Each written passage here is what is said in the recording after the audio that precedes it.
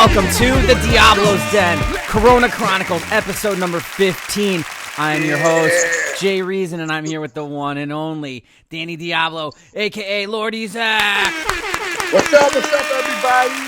What's up, everybody? So I'm gonna want to start the show off with the first big news of this, is that you are hearing this.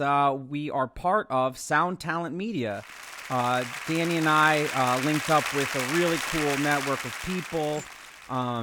I'm going to let Danny talk a little bit about this because I know that you're excited too.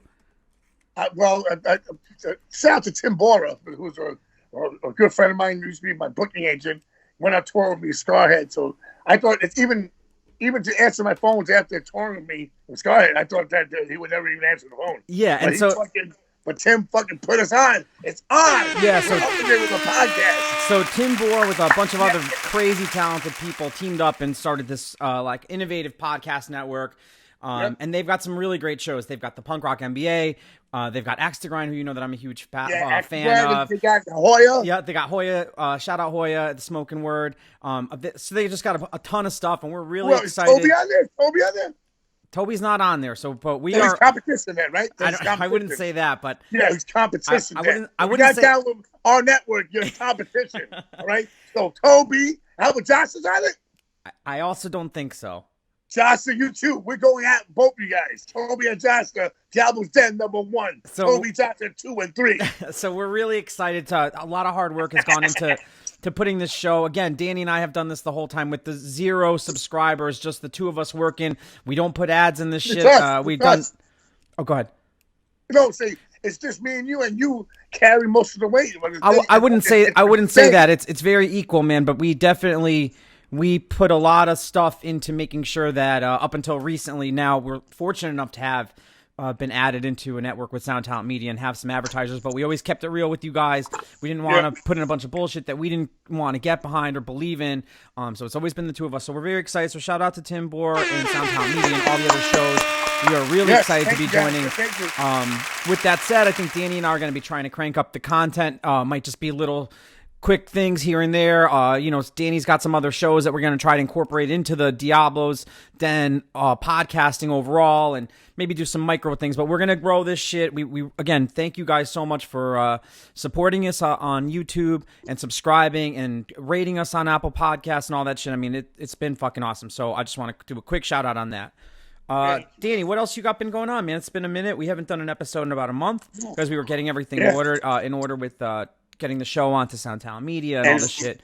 What's good with you, man? You've been recording a fucking shit ton. Tell me about it. So basically, this is the craziness of my life. The whole COVID, all I've been doing is working recording. On music. The last 2 years, all I've been doing is working on music, and now this year, 2021, a lot of stuff is gonna drop, and I can't wait, man. It's so insane, but the Starhead EP has been recorded. Sick.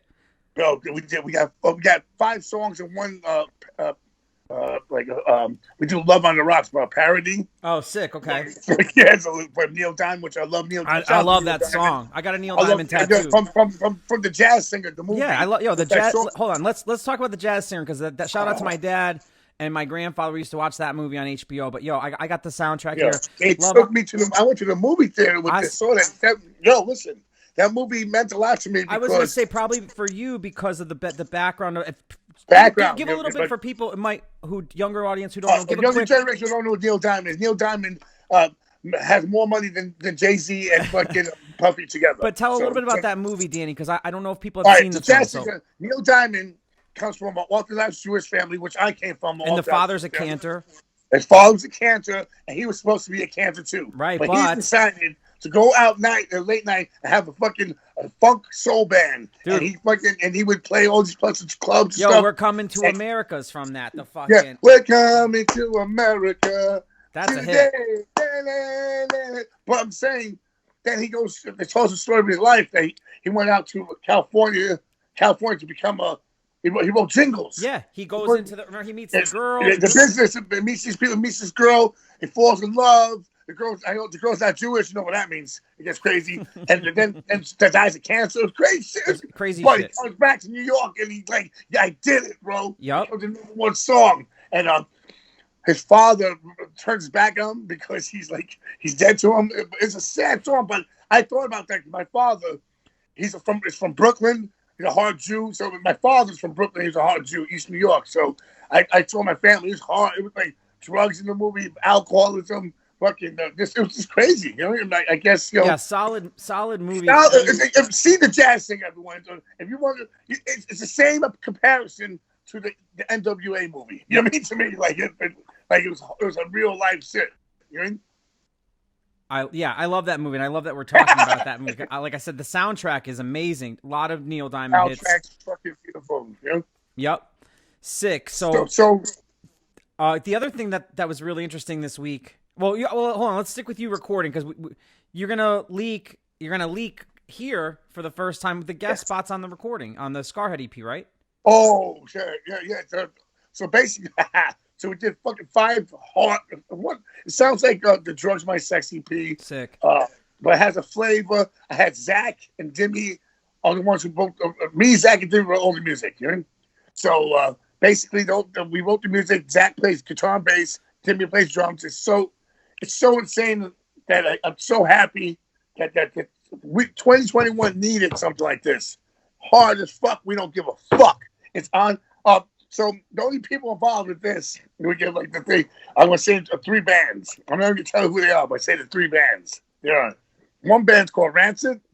One band is called Show Me the Body, and one band is called Gym Class Heroes. That's sick. Yeah, it's gonna be good. And DJ Fatal are the ones cutting on Fatal's our DJ. So those are 3 bands who are 3 people in those bands are on this record.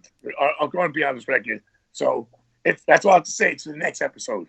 I saw you guys been leaking the Spick album artwork. The record looks fucking amazing. That's the test pressing that we're doing. So it's what the test pressing is like real art, like my art. It's like Spick the logo, but me the graffiti I do, the canvas, and so the Devil Rat Records is from Paris, from France. Basically, it's all about art because the owner Kevin is a tattoo artist and an artist. He puts out vinyl with color art and all like booklets. So he did one of real nice. He did one of your previous releases that was like a 3D. No, that's a Knives Out record. Oh, okay, sorry. From Paris, France, also. Yo, they're killing it in France with the fucking vinyl artwork out there. Yeah, they do some great work, man. Great work. That's sick, man. So, yo, the other cool thing, this happened at the top of this week, which was fucking awesome. Shout out Ice-T, right? Oh, hold on a second, guys. Check this out. I mean, we already knew he was the coolest fuck, right? I mean, that was no question. It's so crazy because Ice-T, Ice-T to me is I looked up to him because he does hard music and rap. But I looked up Ice-T back in the day just because it's just in rap music. I was like, I inspired to be that. Like this dude was cool. He was hard. He never looked like a sucker. He fucking always did everything the top, the best way someone could do it, and showed the world that he could do it. You know that killed it. You know what I mean? So he had the body count. So to me, whenever I saw Ice-T, I was like, oh, I loved it. When I did a song with him, Ice Pick. That song is hard as fuck too. Hard, real, recognized real. Me and Josh to put everyone down on that song. You know, we could just do ourselves and whatever, but we're like, you know, for the scene, we show love to everyone and we put them on. So then after that, like one time I played a show, and I.C. Coco hosted the show, right? So it's after show. He came in after the show.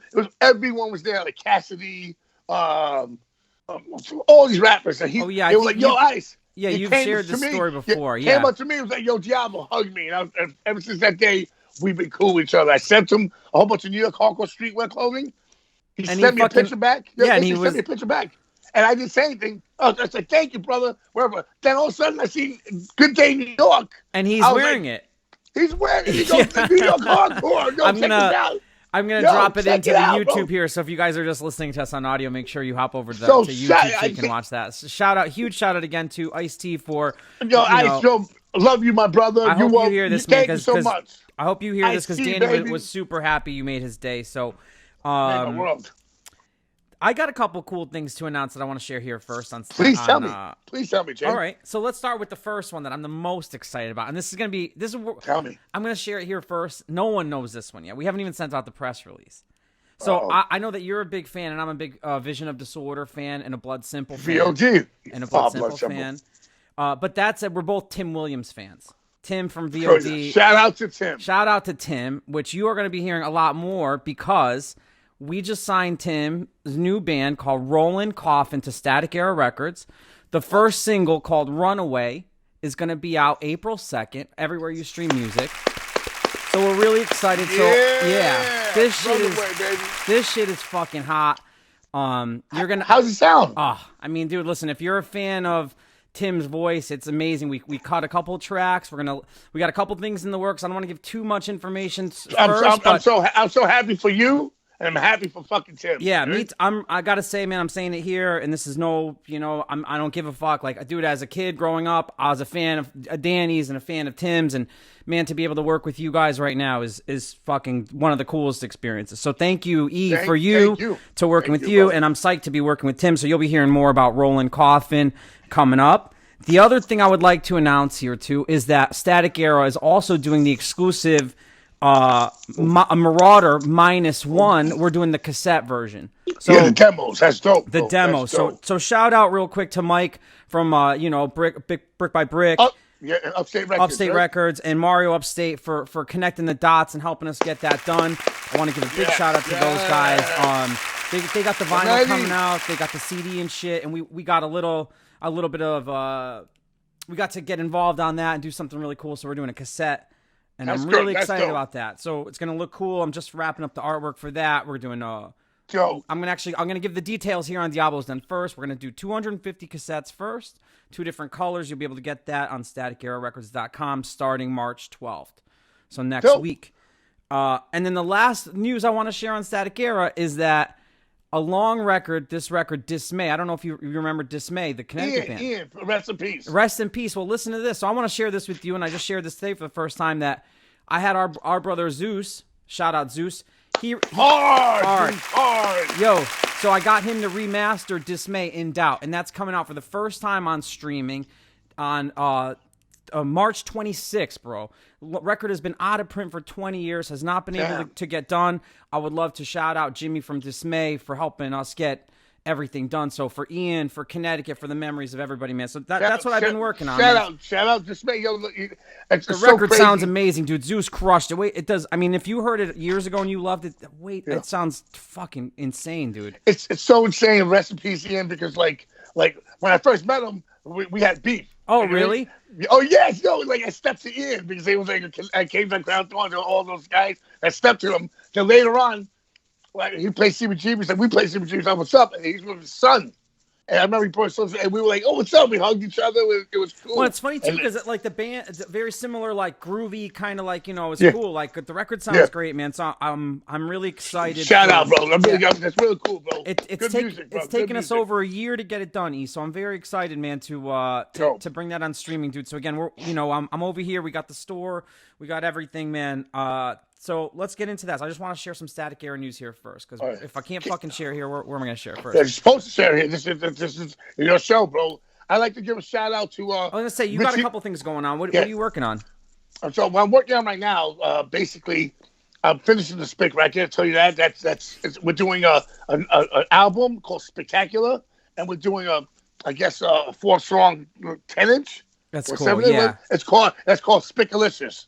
I can't wait. The artwork is crazy, man.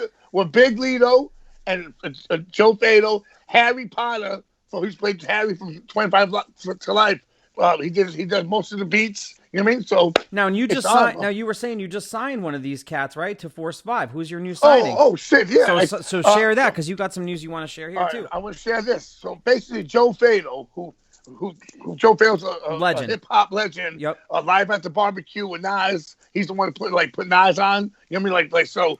Joe Fado signed to do an EP on Force 5 Records. I'm executive producer. Shout out to Joe Fado. I love you, Joe Fado. And shout out, of course, to Big Lito. His first time ever get signed. Force 5 is signing Big Lito. He's doing an EP Danny Diablo versus Big Lito. The year of the scumbag. That's going to be, and it's Puerto Rican and Dominican power together. So it's going to be dope, man. Queens, baby, all day. I love the. You always come up with the best titles for your shit, man. They're like they're fucking great. What have you been listening to or checking out, watching? Anything? Oh my God, I've been watching some crazy shit. All right, fill us in. There's a thing called Europa. It's on Netflix. It's about the world was destroyed, and now everyone's like there's people from it's only one season I saw so far. People from Atlantis under the water. There's people who, in the forest, all like Germans, all Europe, and there's other people from like England. They look like England, but they're barbarians, but they're dressed all class. It is fucked up movie, bro. But it's European, and it's fucking amazing. It's like all the worlds are together, and there's this black plague, like a cloud that's it's killing everybody. They got to stop the play. It's fucked up, bro, but I like it. That's crazy. Well, you know what I'm looking forward to the most later this month is the release of Godzilla Kong, of course. I mean, that's Godzilla Kong. Yeah, I mean that's like top. I'm waiting. I saw you got some new shit. I was a little bit jealous. I got the blue Godzilla. Sick. Yeah. Right? Hold on. Look at. I can't wait. The trailer, how insane was the trailer for this one? It was like, insane. Hold on 2 seconds. Okay. 2 seconds. I got the other Kong. Oh, sick. From the last one. Yep. The reddish one. It looks like me a little bit. So that's like that. And this is the Kong. Oh shit! Hold on. Oh, this is the Kong from the black one for Kong, the Godzilla. Yeah, that's sick. Versus Kong, you guys right there. I got that guy. Put that guy back. I got a whole collection back here. Sorry about that. Yo, it's funny. I got this. And of course I got. Oh my God. Hold on 1 second. Okay, and of course I got the man OG. himself. Yeah. The living legend. The OG. I got Godzilla. Look at that, baby. Yeah. That's what I'm saying. I can't wait for this new shit, man. They're all over here now chilling. I just knocked down. I got mad collecting toys. Oh, that's sick. Ultraman, stuff like that. All from Japan. The real shit. I got so much stuff, but a lot of them got thrown out. But hold on. I got the big ones. I gave them to my son. The real shit. Like a while ago. But yeah, I just knocked down all my Godzilla stuff. Yo, I got Gamera stuff, all that shit. Fucking yeah, the new shit looks insane. The new one, I can't wait, man. I'm fucking. You're right about that because that's not Mega God. That's the other thing. Well, I don't want to spoil it for nobody, but you know who. I know what that is. Okay, yeah. So anybody who doesn't know, I don't want to ruin. That's the spaceship into the thing. Yeah. The fights don't go to. But it's a bite off Mega Godzilla. Yeah, but I'm the most excited for that. And then it's funny just talking about Godzilla really quick before we get into the show. I've got that. Remember I was showing you that T-shirt I got, the green one? Yes. So that shirt's Viv banned that shirt because it's very ugly. She said it's too green, and I agree with her. So we can't. The shirt's got to retire it. So shout out to Viv and the retired green Godzilla shirt. God. And I also, I was just checking out this record. Speaking of Upstate, they sent me over a promo of that Kings Never Die record. So, good, bro. It's really good. It's what we live for. That just got released. So shout out to Mario and those dudes once again at Upstate. Check out that record. Kings Never Die. Really, really good music, bro. Let's jump into today's show. We've got an awesome one.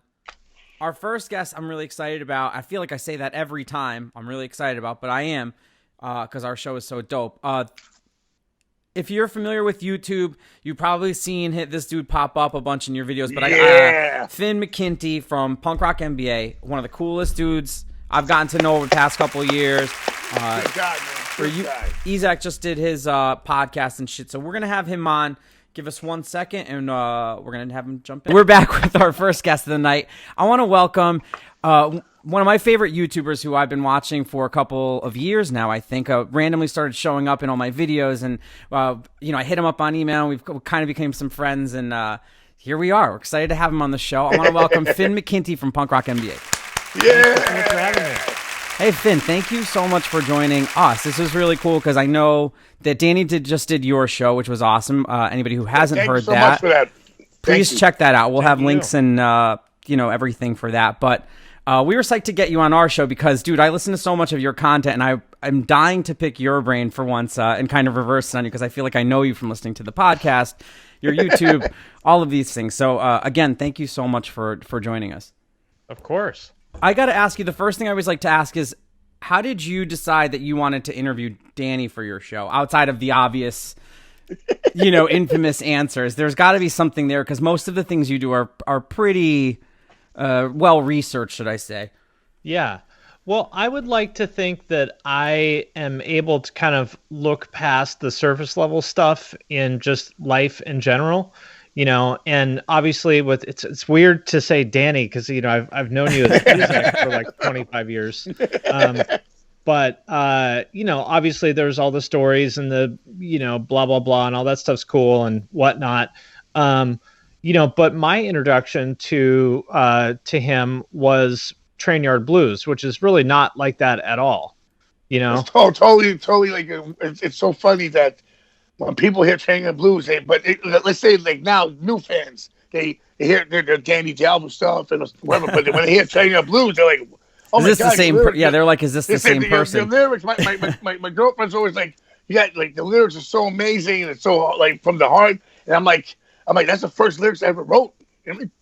So it's insane. Like it's like, I to me, Crown Thorns will always be my heart.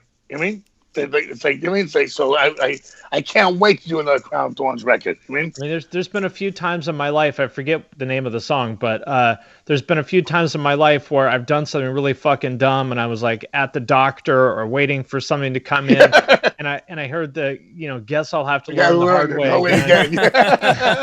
Head check.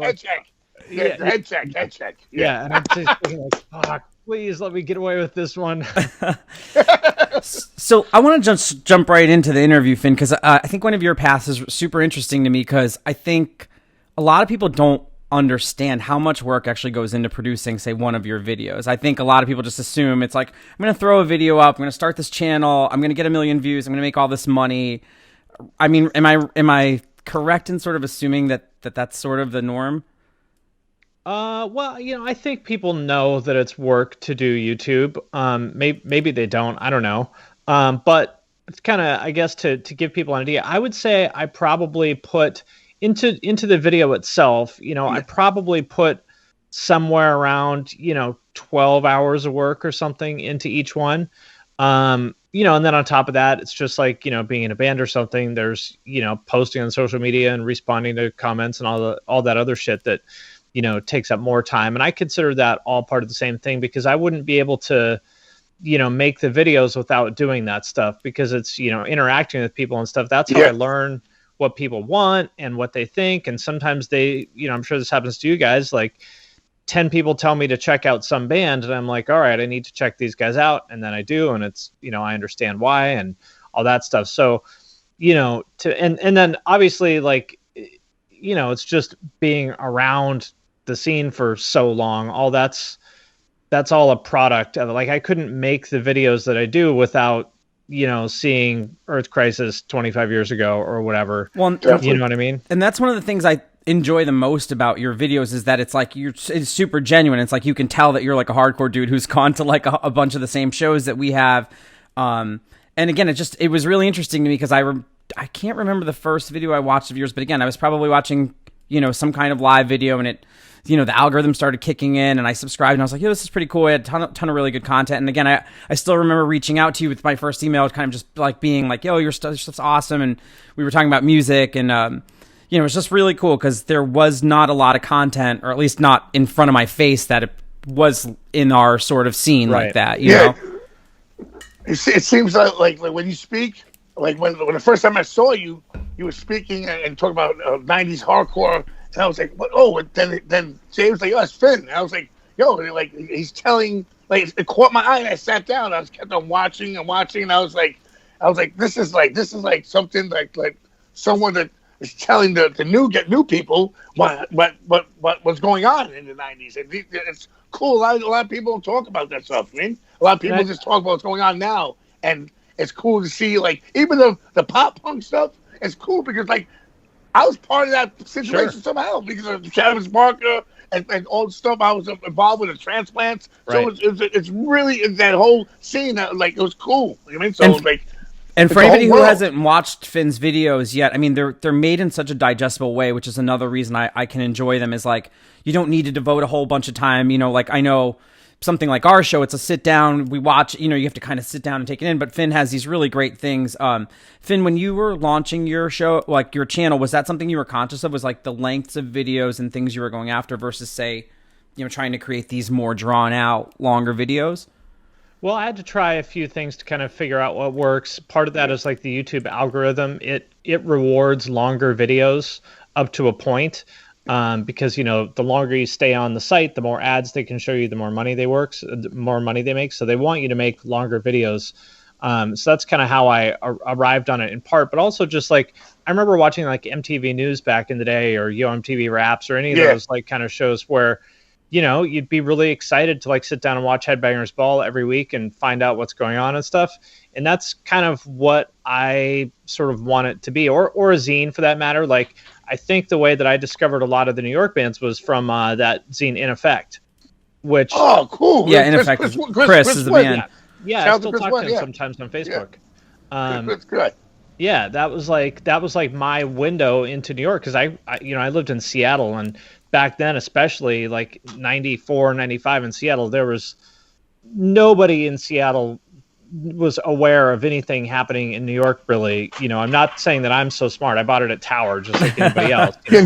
I would think that to us growing up, it was the metal maniacs would have one page in the New York like Leeway on it, Crumb Suckers, Cro-Mags, and I was like, oh man, like they finally someone recognizes us. But but you know, it was like Maximum Rock and Roll didn't even want to look at it. Fuck no. Yeah, they hated all you guys. So yeah, when I found In Effect, that was really cool. I think the first one had like Fahrenheit 451 or Sub-Zero or something on the cover, and that was like to me my window into all the stuff that was too underground for like metal maniacs to care about or whatever.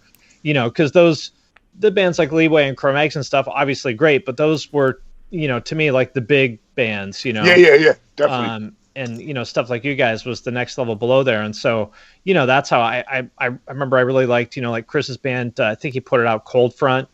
You know, some like pretty obscure shit, you know, because of that. And that's kind of what I try to do with YouTube, is like just, you know, document the stuff that, I mean, there's nobody else with an audience my size that is talking about, you know, irate or whatever. You know what I mean?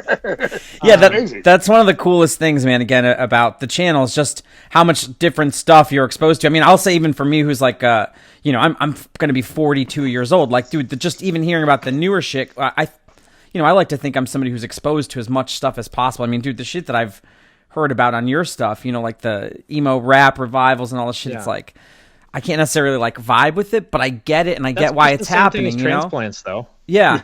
Well, you know, this is what I related to. It's sort of like, like that generation probably looks at like our kind of music as like their dad's shit, because that's like their age. Yeah. So that stuff is so different and so weird. We don't like it. It's their underground, and I back it. The weirder, the better kind of thing. I always think, you know, punk rock, baby. Yeah, that's exactly, that's punk rock in 2021. So yeah, I mean, if old people like it, then that's probably a bad sign, right? I mean, people now, you know, if there's anybody younger listening to this, like it might be, you know, hard to understand or believe this, but you know, the 90s stuff that Danny and all those guys were part of, like, you know, punks hated that stuff back then. Yeah, you know, it was considered metal, and they hated it, and it was like not at all like cool or accepted whatsoever.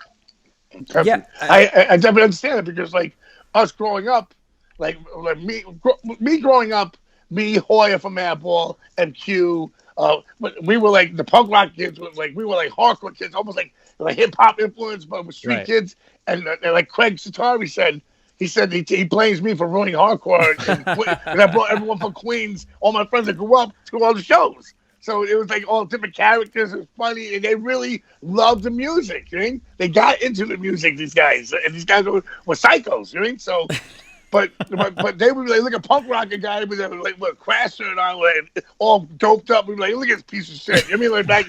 Like, growing up, and be like, what the fuck is that? You know what I mean? They would bug out and stuff like that. I'm like, yo, it's punk rock. You know what I mean? So it's just crazy. But once you go to shows and you meet other people who are just as fucked up as you and just had the same problem, especially during high school and after high school, and you're like, I just want to go get away from fucking my job, my wife, my kid, and just a few hours of music and go back home to reality. You know what I mean? Well, that's what it's about, man. I liked punk, and I still do, but yeah, there's just something different about it, like the song Punk Rock Fantasy I always liked, at least by the 90s, it's like, what are you doing? It's not 1981 anymore.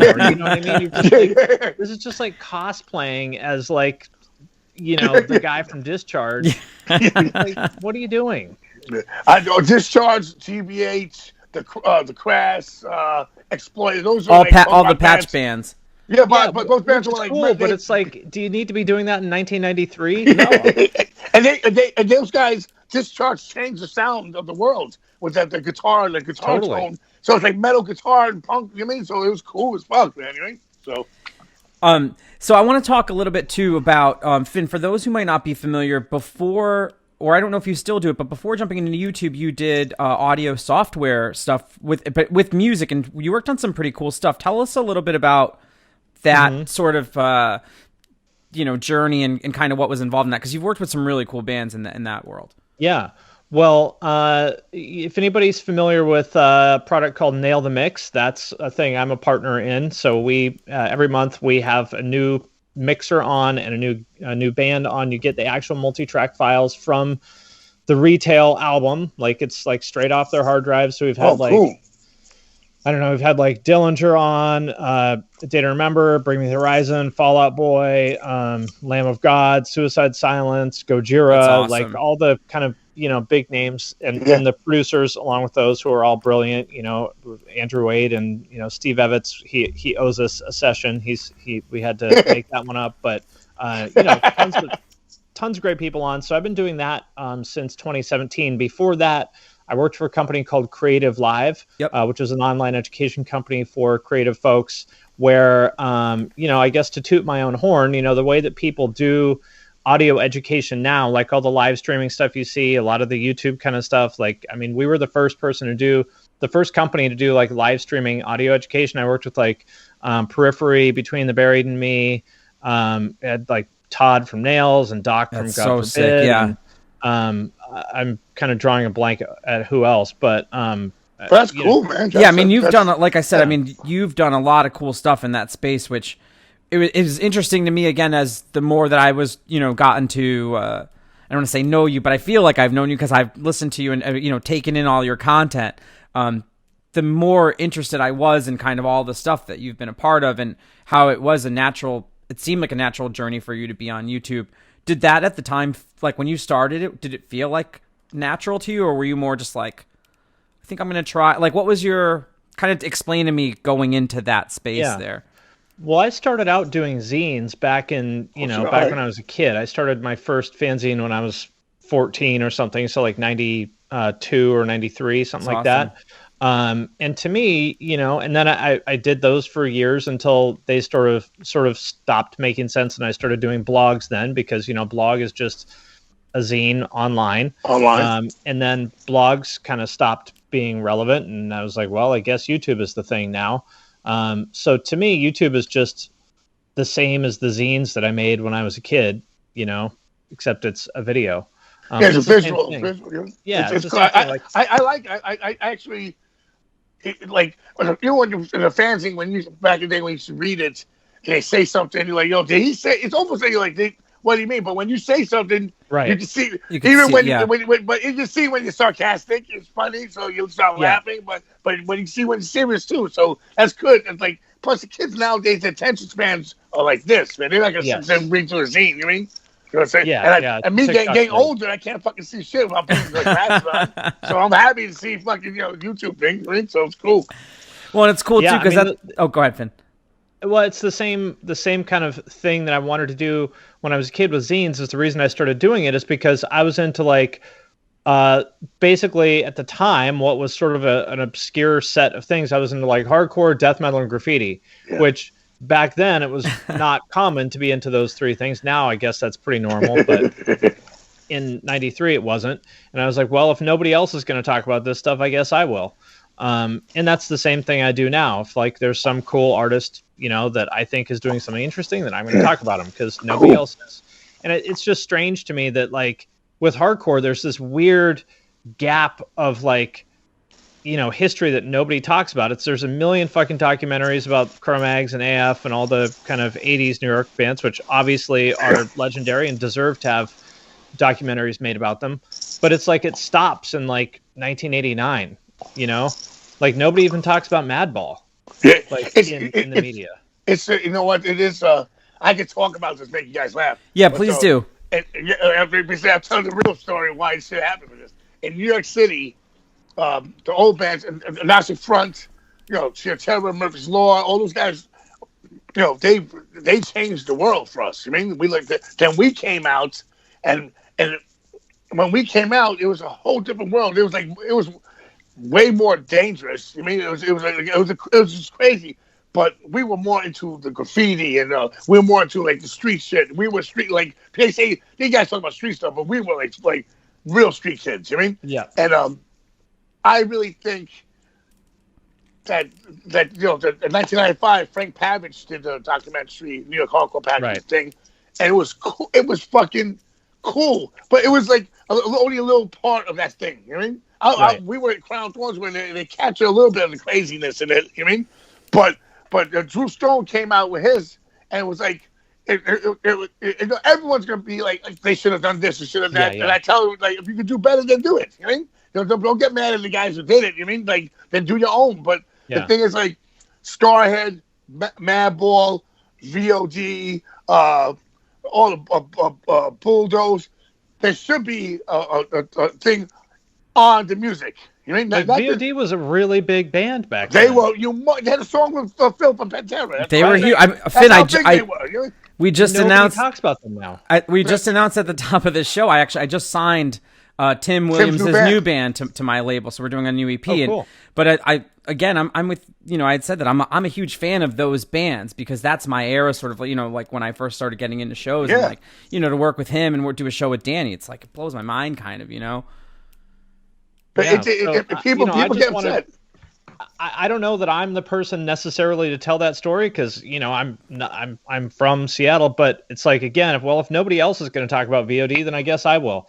And if someone else can come along and do it better than me, great. But I think of it like we're all writing a book together, and I can just add my page. This is like how I saw it, and you could do it your way, and that's cool. And like it's not like a competition, but it's just interesting to me how certain, parts of history get forgotten. And I don't look at myself as like a documentarian or anything like that because I cover a lot of newer stuff too. Yeah. But that is one of the things that I like to do and sort of connect the dots from the past to the present. Definitely. I'm not taking any credit away from the people who, the Frank Pavich and Drew Stone did a great job. But remember, Drew Stone's older. Drew Stone's in the first wave, like Jimmy and them. So there was stuff in there I didn't even know about. I mean, and sometimes, and if you go to the new Drew Stone, the Hardcore Chronicles, which I'm in it, they talk about my music. They use my music to talk about beating people up and graffiti. I'm like, I got a few albums, a few records that are staples of New York hardcore, and you talk about me fighting people, Gavin telling I'm like the best fighter in the whole scene. And I'm like, that's cool and everything, but I want to look like a Neanderthal. I'm an artist. I'm an artist in all kinds of ways. Literature. That's high praise coming from Gavin, though.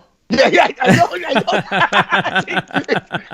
It's cool, but you know what? It's like I'm at an age right now that I don't even have to do anything. I just sit there and but it was like it's in the street. That's cool. But I can't show my mom that. You mean, Mom, hey, Mom, look at it. Oh, yeah, I beat up everyone. I remember that. It's crazy. But I want someone to do like me personally. I talk to Drew Stone all the time. I was like, I want someone to do like the Starhead documentary, which would be the craziest documentary, like all the singers, Puerto Rican Mike, and all the Lupa Sub-Zero, Boston Mike, rest in peace. But to show the world how crazy we were on the road, and how we traveled the whole world, and people would be like, "Oh my God, this is something!" And from that scene, we were torn with Hatebreed, we're torn with VOD, we're torn with the Misfits, we're torn with Gwar, we're torn with Seven Dust, we're torn with like all these bands, you know, like, and it was a great part of my life, and I love it. I still love doing that. I love seeing the reaction of all these people, all different walks of life, all different genres of music, and they come out, the graffiti writers, the hoods, the fucking, it's something that we meshed all these cultures together and represented New York hardcore. I want to do something, but I'm waiting.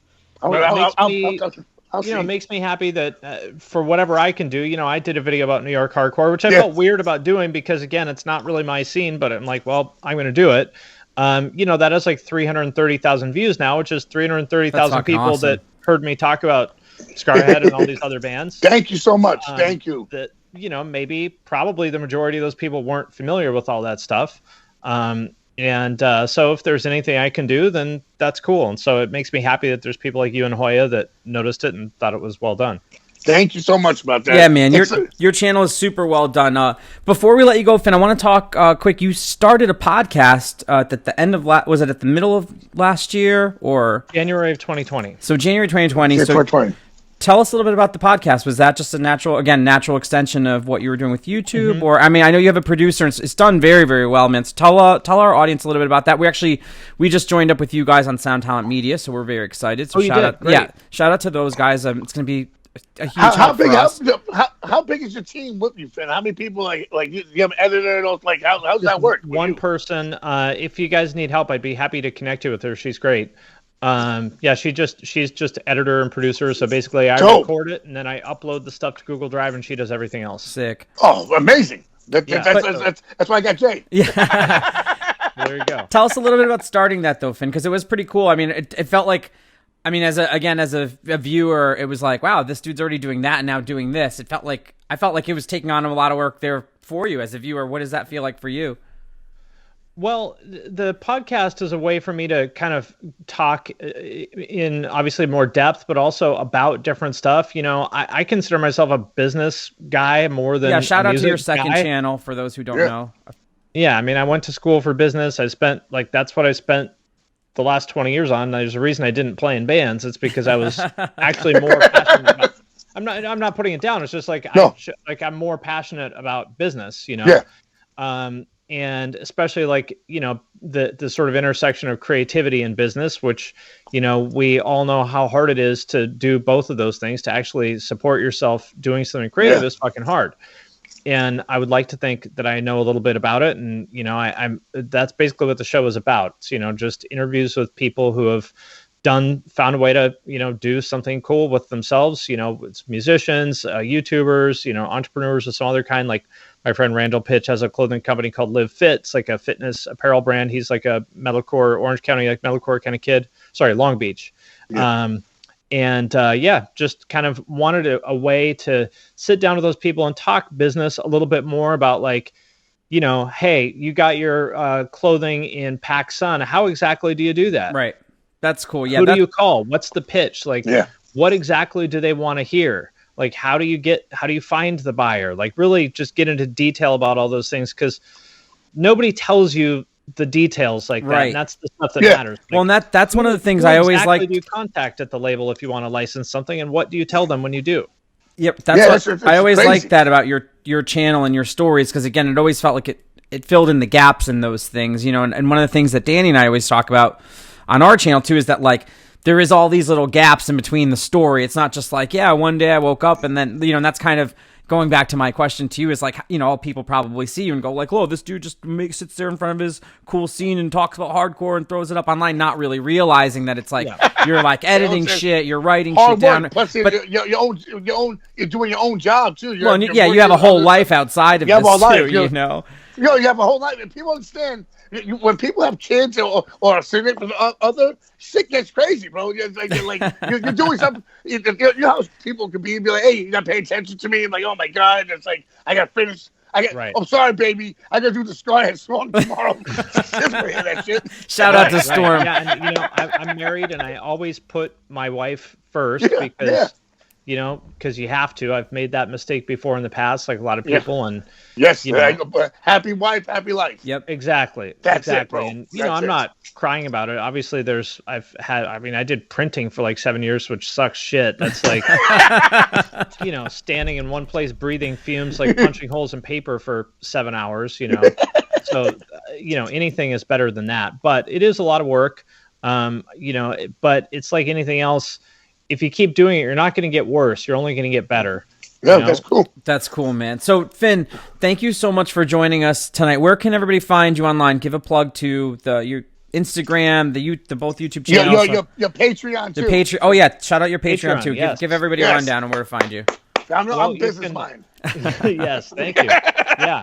Patreon is awesome. So you can find it's youtube.com/the Punk Rock MBA. Same thing on Twitter.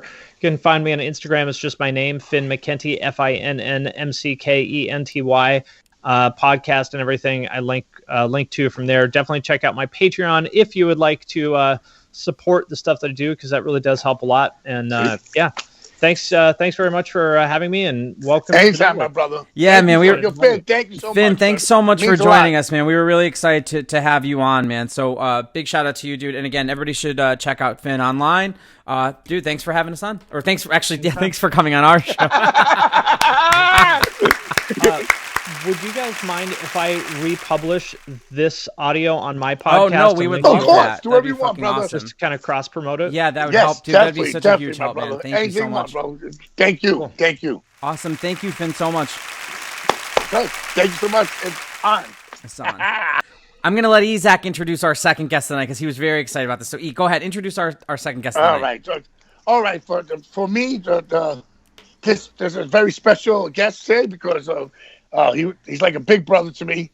Taught me everything about New York hardcore. Who's the assholes and who's the cool guys. Also, when I first showed him the Crown Thorns demo, he looked at me in my face. He said, "Oh, you sound great. You sound exactly like us." So and I was like my favorite singer.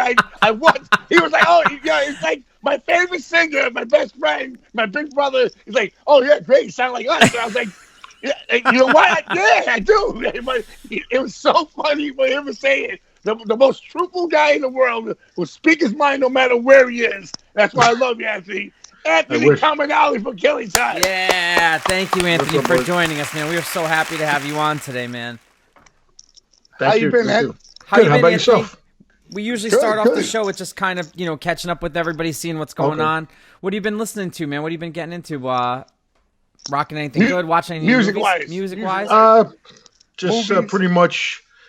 just big band, believe it or not. That's what I listen to a lot. Chump blues, stuff like that. Sick. Watching all sorts of just binging on TV with the whole COVID thing. Yeah, what have you been watching? Anything good? I watch everything. I'm big. I watched Downton Abbey like 3 times. I love that. I watched Victoria series, Peaky Blinders, Ozarks. Listen, Peaky Blinders. I finally watched it. What? I watched it twice. I watched it a second time. Tom Hardy. He's the best. That's the best part in the show. That's my guy. That's my style right there, Alf. Yeah, he's good. Especially in that movie, Legend, the one where he plays Craig, Roddy Craig. The brothers. Yeah. Oh yeah, it was great. He was good in that. He was fucking hard. A hard movie. Those are great. Those are great movies. So Anthony, I think the last time I saw you, was it at that show, E? Where I fucking I was dying. Where you had COVID? Where we actually where we think that COVID, where we think Danny had COVID. What's it called? I was patient zero. Yeah. I know you said you didn't have the antibodies, but I'm telling you that you had to have it. I never. I'm serious, bro. You were sick as hell. I was gonna say I've never been that sick in my life. I never. My wife had it at the same time. She didn't know. And then she got the antibodies back. I never seen Danny that sick. I never seen you that sick, man. For as long as I know you, never. And you know it's funny. A month ago, I got sick, and I was like, my girl got tested, and she's like, "Yo, I have COVID." And I was like, "Oh, I definitely gave you that." You know what I mean? So I was like, I got COVID, and I was with Peter Green. Peter Green was all right. You know what I mean? So I was like, so I waited. 14. I waited 20 days to not go out and do nothing. It wasn't like 10 days, but 20 days. I was like, I'm gonna do this. And I got tested. I had to show a test to Joe Beto to go to Milwaukee. So I showed the test. I came out negative. I was like, they were like, yeah, you had COVID before. You probably had COVID before. I told them it was a year ago that happened. Like, you probably had it. I'm telling you, that's when it was. And Anthony, the second COVID was nothing, B. I didn't even know I had it. That's what they say. Well, some people are lucky. I told you, I was like more annoyed at Harley Flanagan than fucking COVID. You know what I mean? I was like, it didn't bother me. You know what I mean? It was like fucking weird. It was like, I could do this all day. You know what I mean? Fuck this. Yeah, and I just want to be clear. We're not making light of the sickness. We're just laughing. No, I'm not making light. Danny's telling me. I'm scared to death of it. I was fucked up. It's a very serious thing, so just don't want anybody to think. The first one was like, I was dead for 2 weeks, no, man. He was... 2 weeks. I remember going to see both of you guys at that show. The show was amazing, but I remember seeing Danny. Yo, you were shredded, man. I hadn't seen, like I said, I never seen anybody like that. I couldn't tie my pants. I couldn't, not in my shorts. I couldn't take you played the whole show though. Shout out. Yeah, was that January or February? That was in January. It was January, right? Was it? Because I got the flu then too, so I thought I had it. I thought it was right at the end of January. I tested for the flu. They said it wasn't, but it was. All I know is tell you that I was never sick, and I was never that sick in my life. I'd rather get stabbed than fucking feel that 2 weeks of sickness. Really? Like Yeah, you had to have that. Yeah, you had to have it. It was hard. I don't know how my wife had it and no one else in the family got it. So but I just got the first dose last week. I finally, was able to get it. Thank God. Sick. Oh, yeah, because I'm worried about, I gained about 30 pounds over this quarantine funding. And, being overweight is one of the worst things for it. So I'm scared to death, It's like, but Anthony, you're a healthy guy. You can get through that shit, bro. Don't worry about that. I hope so. Yeah, I hate anyone to find all my porn up here one day. God forbid something happens. So I had to look around the room to make sure there's no dildos or anything hanging out here. Anthony, did you guys have a lot of stuff planned before the pandemic happened with shows and stuff? Like what was going on? I know you guys played that show, but you don't play that much.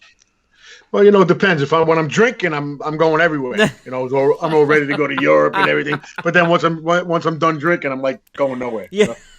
But it's like after this, if things, you realize how things can just change out of nowhere. Yeah. Oh my God. I'm hoping after this, maybe I'll go to Europe finally. Just but to do it we once. lost Rich, so I don't even know what's going on. After I was gonna say, Rich, rest in peace, man. Yeah. I was gonna. That was the saddest. You know what bothered me so much, Anthony? Because when I went on tour with you guys when I was a kid, I was hang out. I used to talk to him all the time, and it would be the craziest conversations that I've had. Oh yeah, he was a character. I mean, he was like that to the end. It was pretty unexpected. So I mean, I'm still devastated. I still don't know. Oh man, so sad, happened. Man. Yeah, it's awful. No, what happened? Like what? No one knows. He had something. I think something with his gallbladder or something, like a quick cancer. I know my wife's friend had that, and he died within a couple of weeks. Like a Jack Flanagan type of thing. So he had something, and then I reached out to him, and he said he was. Hey, high five. He reached out to him and seeing how he's doing. He said it was fine, and then 2 weeks later, it's devastating because I still with Paz and. Steve Paz, rest in peace. It's just impossible. Paz was sick a long time, Yes, he kept it hidden from a lot of people, but he had 5 or 6 years, right? And he had 2 types too. Like he was fucked up. Oh. And he kept his spirits the whole time, though. That's one thing with him. You know, if it was me, I would have been a big fucking crybaby pussy. But, you know, he was like, you know. Yeah, you know what? He was like a man. Anthony, I'll tell you something that no one really knows. That I called Steve, when I got back from Milwaukee, I called Steve Haas up. And I was like, yo, my friend's dying. So I told my girl, like, I got to call him. So I called him up. This is fucking crazy. I don't know what to fucking tell you. So I was like, Haas. He's like, who's this? I said, Danny. He goes, Danny who? And I was like, he's mad. I'm like, yo, Isaac. He goes, oh, Isaac. He's like arguing with a nurse. He's in the hospital right now. Oh, God. So I'm like, yo, he goes, he's like, can you? He goes, can you just give me an egg and sausage sandwich? Yeah. And, you know, this is what bothers me. And he goes, these motherfuckers are not giving me what I want. I pay good money. He goes, I go, yes. I go, yeah, I'll bring it. He goes, sooner than later. Okay. Yo, I was like, yo, and then the next day he died, bro. Yo, but sooner than later, like an asshole sarcasm to me. Yeah, no, he's the best. God. He was the best. Sooner than later, man. Everyone misses him. He's, you know, one of a kind. You know? It's Todd Youth is gone, and fucking, it's just like insanity, man. It's like our scene, and these guys are staples in our scene. Man. Oh yeah. It's sad. It is. It is sad. So yeah, it is a sad situation. Last year was definitely a tough year for a lot of people in a lot of capacities. But let's talk about hardcore music and something a little bit more uplifting. I don't know if that's uplifting subject for certain people because hardcore music has ruined lives and bank accounts. But Anthony, I want to talk about how did you get into becoming a vocalist and singing and stuff? Like, was that something as a kid growing up you were into, or tell me a little bit about that and getting into your first bands and stuff? No, it was like, getting into punk rock. I was in like 7th or 8th grade, and I grew up in Jackson Heights, like Danny. Yeah. So I grew up like, with a bunch of, black, Spanish, and like, a couple of Italians, and everyone listened to disco. Yeah. So I was into that, and then my parents took me out I was going to St. Gabriel's, which was like a predominantly black Catholic school, and they sent me to this white school in Astoria because my barber got jumped. She got beat up a couple times in St. Gabriel's. So my parents moved us over to. So it was like a culture shock to me to go from Jackson Heights to Astoria. Which all Greek. I was like kind of like I had the letters, like the sweatshirt with the letters down the sleeve and all that silly shit. Playboy. Playboy belt laces on my up down heads. The two colors, and everyone was making fun of me, right? Blah blah blah. And then some kid had a Sex Pistols pin on or something. And I was making fun of him. So I go home a couple of days later, and my sister's listening. My older sister, Christina, was listening to the new afternoon show. It was like a college station, and I heard "God Save the Queen," and they said, "Oh, that was a Sex Pistols." Like, well, what? And I was making fun of that kid. I went in the next day. I said, "Oh man, I heard those guys," and then I bought that record, the next record. Then the Clash. And you like the Clash? Yeah. Oh yeah. All that stuff. And then I wound up my first year of high school in 1981. I met this guy E.J. Vaca. And he saw I had a Sex Pistols patch on. And he goes, "Oh, you like punk?" I go, "Yeah." And he comes over and he goes the next day. He gives me a tape, and he goes, "Listen to this." So I get home, I put it in, and I think the first thing on it was the Group Sex album. And, awesome! Wow. Yeah. And it was like that, and then the Bullet EP and the all of the DC stuff was on it. The Teen Idols and Minor Threat, and I was hooked. Oh, sick! And that was it. And then, back then it was always like, you always wanted to, do it yourself type of thing. You wanted to be part of, part of the scene or whatever. And I could never, I couldn't write. I have no talent whatsoever. I can't play an instrument. So, I figured I could always sing or something. Well, I can't sing either, so I could always yell. And then, I wound up in Gilligan's Revenge after they had a couple singers before me. There was the original singer was John Pappas. I went to school with him. It was me. John Pappas, Davey Gunner, and from Kraut, right? Yeah, AJ from Leeway. So we all went to the same school, and then so John Pappas left, and they had John Woods, and then he left, and then they had Eddie Pomponio did a show or two, and then they had asked me, and I was so excited because it was one of my favorite bands at the time, and just to get up there and do it, I was like ecstatic. Yeah, it was crazy. Then when did you get the token entry? Well, Mick had joined also to play guitar, and then he left. Then we wound up with this metal guy way before, like there was metal in hardcore, really. Yeah. And this guy was like Eddie. His name was Eddie Rossi, I think, and he was like, he thought it was like Eddie Van Halen. He had like, this is before everyone had that shit. He had the whole suitcase of pedals. Yeah, he was a metal guy. He had the hair and everything, and it was awful, and it was the worst. I mean, the guy was great, but it was awful. And then when Mick came back, he said, "I don't want to do Gilligan's Revenge. We got to do a new band." And we were all like, "Yeah, I'm on board with that." So, it became Token Entry, and I was with them for 2 years, and then I got the boot. And luckily, I hooked up with those other guys. Yeah. Well, Mick wanted me, not the other guys. So, but I want to talk about speaking of the other guys and all this stuff. Killing Time Brightside, super fucking classic record, man.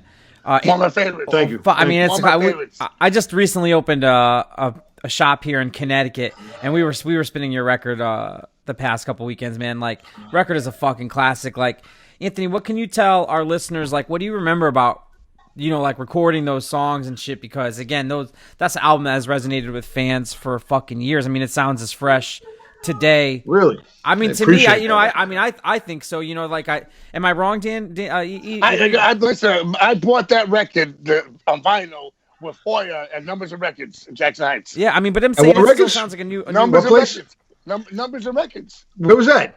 In Jackson Heights, at 37th Avenue. It was like really Numbers. Yeah, there's one in Corona too on Junction Boulevard. It's all Spanish music, but the one in Numbers, I've been going there. I don't remember that place since the '70s. I was going there. I remember that there was the one by the Boulevard Theater. I don't remember that one. I forgot what was that Sam Goody or something? That's where I used to buy all the punk stuff. It was right by the train on 82nd Street. Yeah, Numbers and Records is on 37th Avenue and 80th Street or something like that. Oh, so maybe that's where it became Numbers or something. Yeah, Numbers and Records. It was amazing, and that's why I met Hoya for my first time in my life. Like really? We almost had a fight. I stepped to him right there. We're like, "What's up?" That's how it always is. That's how it always is. Yeah, he'll tell you another story. He'll tell you another story, but I'll tell you my story. Like, we're looking through the thing. We're like, "What's up?" Right. But when we were out, same thing happened when I'm out swing dancing one night. So we run into these other guys, and we're always dancing. We're all dressed in nines and everything. And the guys looking at us. So finally, a girl that we knew after months of staring at each other, this girl we knew goes, "Oh, you guys should meet." But we meet, and he goes like this. He goes, "Yeah, I was telling Dirk." He goes, "Either we're gonna fight with these guys and become friends." It was like, yeah, that's how it always was. Always is. But going back to that record, Anthony, like, what do you remember about recording that album? Specifically, like, what do you remember about recording Brightside at the time? I was recorded at Normandy Sound, which just did some classic fucking records. So yeah, tell us a little bit about that. Yeah, we went up to Rhode Island. Rhode Island. Luke Kohler came up with us to do some backing vocals. We had a good time. It was first time in like a real serious studio, I guess. Yeah. But, I don't know. At the time, the sound was, we loved it. But now when I listen back to it, I'm like so disappointed because it just doesn't have. It sounds so like I guess 80s. The 80s. I don't know, man. I disagree. You think it sounds dated? Yeah, I think it's very dated. I'd rather listen to the Method, or which no one listens to anyway. Or Well, you put out. What's the one with fuck? Out Group. The one with the which one? Three Step? Blackout. Yeah, that was the one with the Unavoidable. Fuck. The EP you put out. Oh, EP Happy also. Hour. Yeah. Happy Hour. Oh, that was the worst. That's why we broke. That's why we broke up the first time. That was the worst. I remember that was the worst. No, you were so mad at that. I loved it. I thought it was cool. Wait, man. why? Okay, so for people not familiar, why do you say that? That was awful. It was just, and I was like, if that's where we're going, if that's the way we're going, I can't do this anymore. I don't know how many times we broke up. But that was the first time. You had a hard song on there. It was like a. Yeah, Fat Bastard. So much time. Yeah. We kept that song. That's just fucking hard, bro. Yeah, that's the only one that we ever played. Crazy, bro. Oh, that made me so. That was a great fucking record, bro. Come on. Yeah, shout out Bill Wilson at Blackout for putting that out. I mean, Bill Wilson. you're the band Killing Time has worked a lot with Bill over the years. Super cool him guy. and Carl, like they grew up together, you know, and their parents were good friends, and you know, I don't talk to Bill anymore, unfortunately. What's that about? What happened? You know me. I make fun of everybody. I tease everybody, and then they don't like, you know, Chris Long. I don't talk to him either. Fuck him. Because, you know, like that, and they get mad at me. You know, everyone else can say whatever they want. As soon as I say, they fucking block me one day. So I was like, I don't block anybody. I mean, I can't understand. I take it. I give it. You know. But you always was Anthony. You straight up the whole time. I know. I mean. Like me and you, like you used to go in. I'd be like, Danny told you when we used to work together, we used to kill him. Oh, all right. I gotta hear some. We had Petey Hines run out of the place one day. Petey Hines would get mad at us. All right, I gotta hear some stories, Anthony. You gotta tell me a good work story. Wait. This is a story Anthony always tells me that I start laughing. But when the guy when I got stabbed up and the guy was on your lawn. All right, I gotta hear it. Share it with the cast, man. Danny was with my sister for a long time, so you know. Then my parents moved out to the island out here, and way the hell out by Stony Brook. So these kids used to, you know, cut. There was no house there, so these kids would cut through his development. Yeah. You know, behind a house, and they would always, you know, they said something to my mother one day, so you know we couldn't ever catch them or whatever. And then there was there was like a white power documentary on or whatever one time, and they're like standing in front of the thing, yelling and screaming. So then Danny comes out. He just got comes out, no shirt on. And this is before anyone had you know. Like punk rock kids and stuff had tattoos, but no one else. He comes out fucking in like a short. I chased him with a picking up the fucking garbage pail to throw with them. Kids didn't know what the fuck to do, man. And they never came back. That was the end of that. They never went near that. I guess they went around a long way. Or I caught him at 7-Eleven. They were scared to death. They had no idea what's going on. Yo, that's fucking great, man. So wait, so you guys worked together? Yeah, Relative Records. At Okay. warehouse, Relative Records. That was pretty fun. That was good. Me, him, and Petey Hines. Petey Hines, a homeboy from Vic for Nausea. Yep. And Smegma. Oh yeah. It was a good crew over there. We had a lot of laughs. Petey was getting his tattoo removed, so he'd come in with this big red jelly. Jelly, used to call him Jelly Neck. So me and Danny were just like roast him the whole time. And he'd like a little jelly. He'd like leave, Jelly Neck. Throw a tantrum, throw shit. And and Petey Hines was what was the band he played for? The one that got big. Cro-Mags. The one that got big, the weird band. Oh, not Gutter Boy. No. It's good. You remember the guy from Helmet was in it. Oh, Alloy. Alloy. He wanted me to sing for it. He was like, I was supposed to, like Iceburn or something. What was it called? Oh, maybe it was called Iceburn. No, Iceburn is a Rev band. Yeah, well, they started. He wanted me to sing for the band before I did Crown Thorn. Oh, all right, maybe it was. Yeah, and I was supposed to sing for him. I was like, he goes, why don't you sing for us? I was like, I'm already doing Crown Thorn. They're going to do it up band. He got so mad at me. I don't know why. I was like, he was like, come on, sing with the band. That's when he was still drinking. He used to get crazy with it. Oh, man. He stabbed the guy was locked out of his apartment when he was going to school in Boston, college. Yeah. Some guy, his roommate was coming through the window. I think he stabbed him. What's he doing now? He married some Mormon girl and moved out to Seattle. He's like a chef. For real? Yeah, that's what I heard. I haven't been Squirm talks from once in a while, but that's Squirm. Yeah, that's the last grandpa. He's a grandpa. Oh man, good for him. Yeah, it's fucking crazy. But yeah, we had a good time with Petey. He was a little nuts. We would go everywhere. With Killing Time, we'd go in the car. Me, MQ, Hoya, we Steel Toe Joe, Steel Toe Mo. Killers, shout out Ice Cold Killers. That's his cousin. That's Anthony's cousin. Remember he had that, what do you call it? The Mo haircut? We were calling him Steel Toe Mo. Yeah. You would destroy him every time. Poor guy. Oh my, that's fucking hilarious. Oh, we would go. I always had so much fun because it would go out and we would go to all these parties. And we were the younger kids, so they were. You and Joey were sitting at that party in Boston with the scissors. Oh yeah. Or someone's going to jump you guys or something. Dude, always something. So Anthony, I want to talk just to go back to the music thing. So you said you guys broke up after that EP, but then you came back. Can you talk a little bit about how you guys decided to come back together, and then the record got re-released. Tell us a little bit about that, because I think that's cool.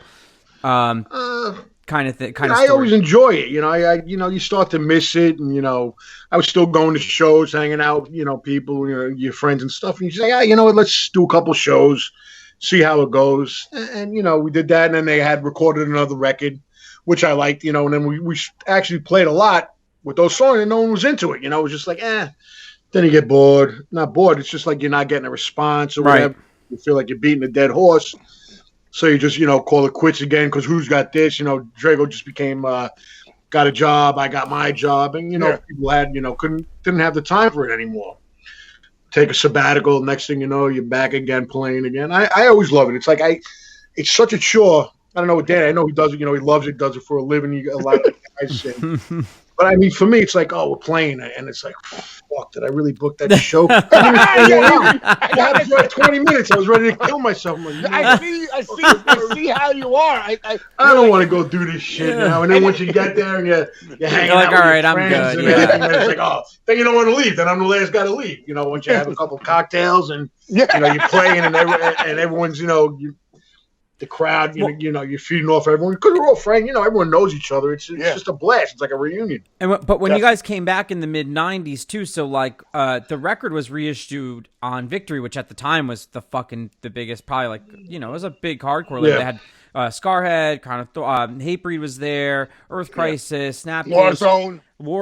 It was like a big label. What was the exposure like for that? Because again, Victory was really, they were pumping. I remember seeing that. That's kind of how I first initially got exposed to that record, was like from Victory. So like, what was that like for you, Anthony? Like, did you notice, obviously, like just more, because they had a really good fan base. Talk a little bit about that. And the record was out in Europe too. Well, they went to Europe without me a couple of times, because I'm like a big pussy. I'm afraid to fly. So they told me I should take the boat there. I hate flying. I'm scared to death. Are you serious? Oh, yeah. I get followed by a black cloud everywhere. Oh, yeah. No, and I never had a bad experience on a plane. Oh. It's fucking, it's not natural. Yeah, it's just not natural. I don't like, as soon as they take off, I'm like, what the fuck? But so they went the first time. They took Dave Vision as a singer. Then Dave, rest in peace. There's another guy. There's another guy I met from fucking. Listen, this is funny thing. Dave Vision used to go to all the parties that. The best parties I remember hanging out with these guys is BJ Pappas' parties. Oh yeah. When he was just like Spider-Man. Wild Irish Rose was drinking. Oh my God! I threw up all over Hoya one night at Squirm's house. You threw up at Hoya. I remember that. Hoya was like, I woke up. I was like, "What the fuck, Hoya? You threw up all over me." He goes, "That wasn't me. That was you." That's all right. Good to know. At least I'm not feeling horrible. But, oh man, it was so much simpler back then, Anthony. You know what I mean? Like, and all these guys, Jackson Heights had something in the water. Like everyone had the bands. Even it was just like, it's Killing Time. Even Chuck Valley lived in Jackson Heights when he moved to Detroit. Jimmy lived there too with him. Jimmy, Civ. You mean it was like what's the guy's name that passed away? What's it called? Forget it. But he was in one of the bands too. But he lived across the street from Seatown where I worked. But I'm saying, a lot of Jackson Heights was. Everyone was in Jackson Heights. The mob was from Jackson Heights. Ralph was from Jackson Heights. Ralph lived right by, what do you call it? He lived right by McDonald's. Yes. Oh, man. I lived right at the block from Burger King. Yeah. And then, But before that, though, before Jackson Heights, the original hardcore scene, a lot of the guys are from Astoria. Murphy's Row, Brown, Gilligan's Revenge. That's where you used to hang out. The pizzeria you guys hang out with. Yeah, Pizza Palace. Pizza Palace. That was a punk rock. And the Pyramids. The Pyramids. Punk rock staple in Queens, man. Yeah, it was good times. I miss Astoria. I love Astoria. You know what? You got me into that fucking was Major Conflict and Gutter Boy. Oh yeah, was Petey in Gutter Boy? No, that was Johnny Feedback played in Gutter Boy. Yeah. But I'm saying Major Conflict. You got me into. And then when I saw Ditto came to the show. Comax played, and we were there in California, and he did the guy recognized me saying so. I went to the movies. I went to the movie theater to see it with KO, and guess who was? I was like, yo, Ditto, I saw your movie, and Danny DeVito was next to me crying. Oh, really? Yo, I looked at Danny Was he DeVito. sitting on a couple of telephone books? Like a barbershop. I was crying. KO was crying. And Danny DeVito, I go, yo, shit. And he looked at me and goes, yeah, Kay. I told Dino that. And he was like, what? And I was like, yo, I swear to God. I said, the reason I went to LA and stuff is because of you. Because I said, Anthony Comunale got me to music, and then you went to LA and in the movie, and said, I'm going to do the same shit, bro. I'm going out there. I'm going to be famous. And it worked out real good for all of us.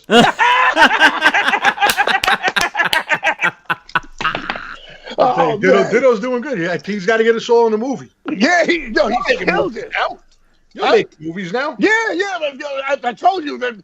I told everyone once I hit 50, that's all I'm doing is movies, bro. I'm like Sean Connery, better looking when you get older. Yeah, I told Ditto they get anytime they needed like a fat wise guy, it could be They used Paul one time, might as well use me. You scare people, Paul. Yeah. So I'm sorry. Go back to Victory. I think they were disappointed because we never went anywhere. Yeah. It's like I'm not one of these guys that think my band is big. Anytime we play a show, I'm like, oh, no one's gonna come. No one's gonna come. You always we're like that. We're like that one band that's not up there, but not down there. We're just like Story of My Life, just right in the middle. Yeah, but you know what? You guys influence a lot of people, bro. It's nice when I hear that a lot of times. It's always legit, man. Like I said, we play your record. This no bullshit, dude. I scored 3 copies of original pressings, and they all were for different people since I've opened. I mean, one of your record the first pressing of that Killing Time is one of the most requested since I've gotten it recently, man. So people really respect that record, man. And I was psyched.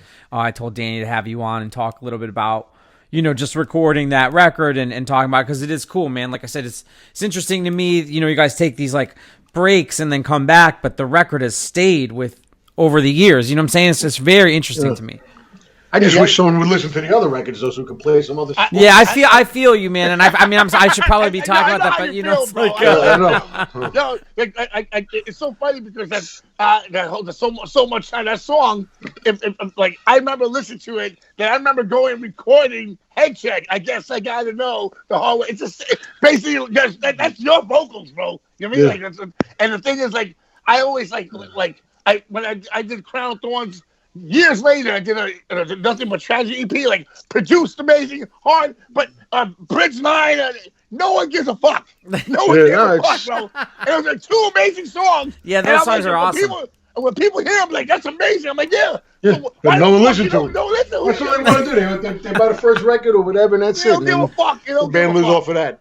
But I give all you guys credit, though. You guys sick of it all, Madball. I mean, just... Put it out there, just keep going and going and going. Listen, man, I'll say to both of you guys, I think the fact that both of you put out records that have stuck with people over the years. Again, man, you're not talking 5. I mean, these are generations of kids who've come and gone, and these records have stayed. I mean, it's again, as fans of both of you guys, it's fucking cool as shit. To me, it's cool. Yeah, no. One of the funny things. I'm sorry. One of the funny things was there was a guy that I used to work with on a trading floor. So yeah. I was complaining on Facebook about something. Or we were just talking about work, and I was on his page, and it's funny. He goes, oh, I didn't, he comes back to me another time. He goes, I never knew you were in a band. He goes, my one of the kids that went to college with me, he said your music saved his life when he was younger. That's awesome. I'm like, oh, that's great. Except I go, you got to tell Drago because you're the one that wrote most of the lyrics. Isn't it funny when people think other people do other stuff in the band? You tell them no, this is how it really is. They get all upset. What? I didn't know that. But it takes the only talented bone I got in my body is the artist I used to date. That's about it. Awesome, man. Oh man, well, one of the best vocalists. To me, I always say I did a vocal thing, best bands. I remember I did something for a fanzine thing, and I answered the fanzine. I said, the top of my band, and I put This is how crazy Anthony is. I put sheer terror before him, but no particular order, and he was like, "What, Paul Bearer?" I was like, "Yo, I love sheer terror." He's like, "Yeah, but I thought you loved me." Yo, it was the funniest conversation. Yeah, but I do that as a group because I'll tell you I what. love that. Paul is one of the great vocals. He's probably his loud, the way he's got that, amazing. the legend. The loud when he sings, but when he sings, and then he's fucking fantastic. So I was just both, because he's definitely original. Imagine if he was good looking. Yeah, he'd get all the pussy. That I'm not getting. Remember, all I always think about, man, was like, and I forget who showed it to us, but it was the couch. Was it Hoya? He had a picture of a couch that looked like. Remember that? Oh yeah, Paul Bearer. Man, Jimmy Gestapo. Jimmy Gestapo had that. It was so funny. He had this picture of a recliner, and it was fucking. It looked like Paul Bearer. Yeah, it was fucking hilarious. Yeah, no, he's a talented guy, man. So Anthony, are you working? Were you working on new music, or what are you doing? You just chilling right now, or? Yeah, I'm just drinking my martini right now. Were you guys working on anything before? Or? No, they just actually. I'll give them a plug. They probably got a new singer already. Anyway, this guy, the band just did something. I think it's called Gordita Beach. There was a guy that was looking for it's a hardcore, a hardcore guy. I guess he's in another band. I don't know much about it, but he wanted a couple of guys that play the instruments because he wrote all the music. He wrote the lyrics. He's a singer, so. I guess someone reached out to the guys in Killing Time, and they went into a studio and they recorded. Oh shit! So maybe they'll go to Europe with him. When are you gonna start doing put another record out? What happened? When are you gonna put another record out? I'm working on a Sinatra covers. Are you serious? Don't you? I would love to. You gotta get anyone to play him. Yeah, we need some real musicians. No, but real Sinatra, but hard. I don't know. I would like to do them like hard. All right, listen, I can make that happen. Yeah, that might be good. Get Zach for that shit, man. I can make that happen on Force 5 Records. I would do that would be sick. Because I want to do something. I want to do like me doing like Neil Diamond and Joe Cocker covers, but hard, like Everlast style. I want to do that. Yeah, that would be cool. That would be hard. Love on the Rocks. Ain't no surprise. Yeah, well, you got the Jew in you, so you're working. Yeah, I mean, they're coming to America today. My mother used to listen to that album for what was that? The one from that movie, like we were just based on the Al Joe. We were talking about the jazz singer, but that was the movie called that. Yeah, jazz singer. We were talking about that movie actually at the top of this episode. God bless your mother, rest in peace. One of the sweetest ladies in the world. She loved you, man. And your father, one of the coolest guys in the world. He still love me. He's still fucking nuts. Just give him my love, bro. I definitely will, man. I always tell him when I see you and talk to you, my father, he's like, how's he doing? Tell him I said hello. It's Corona in effect. Yo, so Anthony, thank you so much for joining us tonight. Before we let you go, man, where can everybody keep up with you online? Are you on Instagram, any of the bullshit social media shit? Yeah, I am, but I just I'm not like Danny. I don't have like a big, big thing like that. I'm very I had a lot of bad experiences with social media, people taking things out of context, this and that. So I'm only all right, so just if I know the people. All right, so I hate to be a dick, but it's just like too much. No, man, listen. Cancel culture. Everything I say is listen, dude. If that's what works, no one could take anything I say seriously, and people don't get it. No, listen, man. If that's what works, if that's what works for you, man, mad respect. Like I said, I always I think it takes a lot to not be on those things and not engage in a certain way. I myself. I don't post a lot of shit either. I don't do politics anymore. No, we don't even. Actually, that's the number one rule. The number one rule on our show is that we never talk about it because it's just there's a lot. It's the stupidest thing you get involved with. Go ahead, Dan. People are crazy about that. It's like, it's insane. Yeah, I'm allowed to have my views. You're allowed to have your views. It's America. Well, our forefathers fought for this. People fought and went to war and lost their lives. So we get freedom of speech. So shut the fuck up, everybody. Yeah, but the one thing that annoys me more than anything. I'm no tough guy. I'm a lover, not a fighter. Yeah. But it's like when you see these people get on someone's site You make a comment, yeah, and it's your site or whatever, and they start fucking calling you out and talking. You're an asshole. You're an ish. Like, get off my page. Just you're gonna say that to you in person? You know what I mean? It's just like fucking. They gave no respect. I love like looking at these other articles where like. And then these people don't even know each other, and they're just killing each other. Like, you're a fucking asshole. You're an idiot. You're an asshole. And I love reading them. You know me. I'm like a guy. I sit in my bathroom with my gossip magazines. I love it. It's just like people have a total lack of respect for anybody. It's a sin, man. It's sad. It is sad. sad. It's like the old days. So it's a sad world that we live in. I can't I had to tell my girl she's like, you can't say that. I'm like, why? She goes, you can't say that now. I'm like, no, you can't. Like, it's fucked up. Yeah, there's a lot of shit.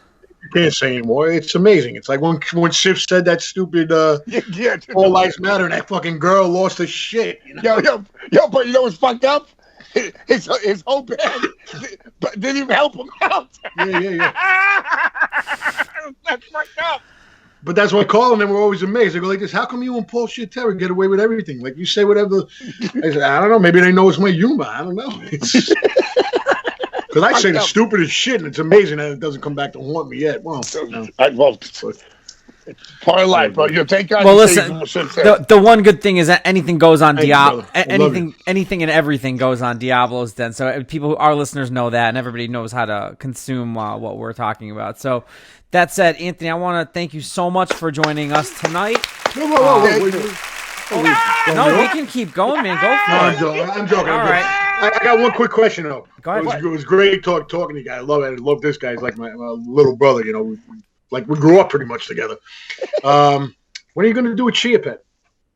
Oh, you know what? We should do one. That would be fucking great. Yeah.